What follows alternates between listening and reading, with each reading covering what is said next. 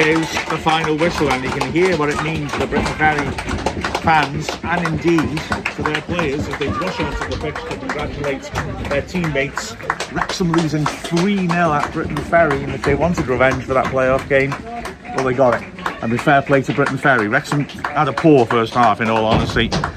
We kept trying to play the ball out from the back, and it just was not working. And we were caught out far too often doing that, although the opening goal came from a set piece. Powell, who put some great quality in from set plays, sweeping in a free kick beyond the far post. Ridings with a nice run from beyond the far post, heading it home from close range. And they had other decent chances as well. Wits forced Craven into an early save too.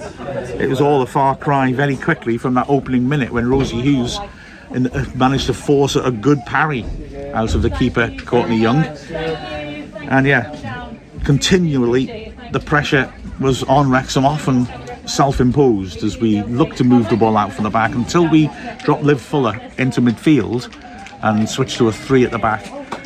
We kept giving the ball away at the back and just kept allowing Briton Ferry in to make opportunities. Fuller improved situation.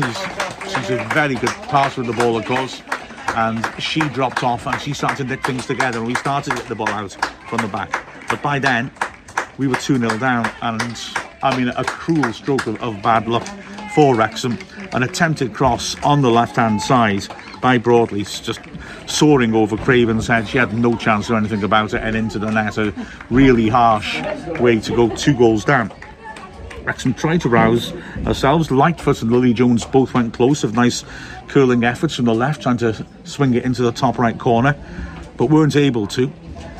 And at half-time, 2-0 down, you just felt, okay, there are problems here, but you know, we can get back into this. Unfortunately for Wrexham, we immediately conceded the killer goal, really, the third goal 2 minutes into the second half. Contested free kick decision. Powell again sweeping it in, and Richardson this time rising with a free header to put the ball into the net. Wrexham, to their credit, kept going. I mean, you just cannot complain about the spirit of this team, and did have opportunities, but they just wouldn't fall kindly. Suckley pulled a decent shot wide from the edge of the box. 2 great saves within a minute from Gibbard, both firstly Gibbard with a nice header from a Fuller free kick, tremendous save. When the ball came back in again, Gibbard driving it in, and this time the keeper dropping to a left to save it. Wrexham feeding it in again, and Sharp jumping 6 yards out in front of an open goal, just couldn't get high enough onto the ball to nod it downwards and put the header over the bar. Wrexham kept pushing. Suckley was one-on-one with the keeper, but the bounce was unkind, and ultimately just couldn't finish off any opportunities. A really frustrating day here, but it just puts importance on next week's game against Swansea. And as you hear the Briton Ferry players celebrating together, you can really see what it means to them. It's a big win for them. They are in terrific form. It will be equal top of the table, but for Wrexham with no points and no goals at the moment, well, that Swansea match becomes massive.